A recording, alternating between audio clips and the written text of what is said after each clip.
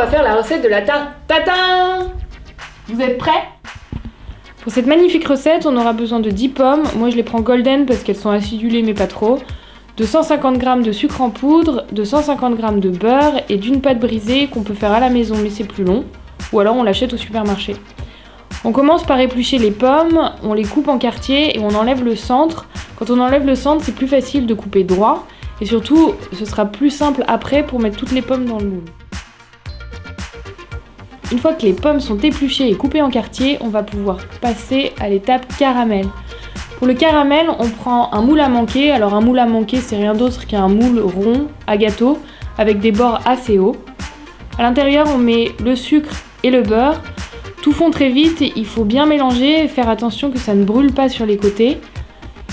Le caramel est prêt quand il a une couleur entre doré et brun. Bon, ce qu'il faut voir, c'est que moi, ça m'a pris à peu près 5 minutes à feu vif pour en arriver à une bonne coloration. Une fois que le caramel est prêt, on l'enlève du feu et on le laisse refroidir à peu près 10 minutes. Quand le caramel est refroidi, vous pouvez commencer à mettre les pommes dans le moule, la face ronde sur le fond du moule et plutôt de l'extérieur vers l'intérieur. Une fois que tout votre moule est tapissé de pommes, dans ce cas-là, vous pouvez boucher les trous avec les pommes qu'il vous reste. Pour cuire les pommes, on remet un papier d'alu au-dessus des pommes et du moule, comme ça la chaleur ne s'échappe pas et permet de bien faire confire les pommes dans le caramel. Ça prend à peu près 15 minutes jusqu'à ce qu'elles soient cuites et vous savez qu'elles sont cuites quand vous arrivez à planter la lame d'un couteau à l'intérieur très facilement.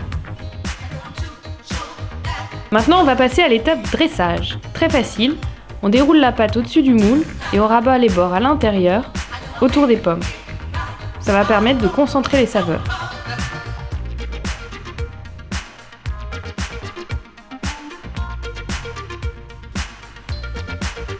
Une fois qu'on a bien rabattu les bords, on peut mettre au four à 180 degrés.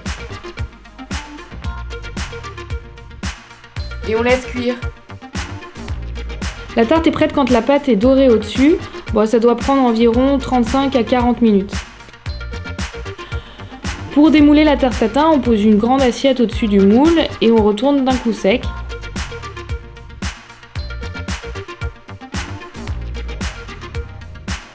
Et voilà, la tarte tatin est fumante, ça a l'air nickel.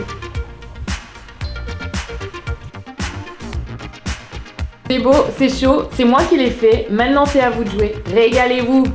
Ciao!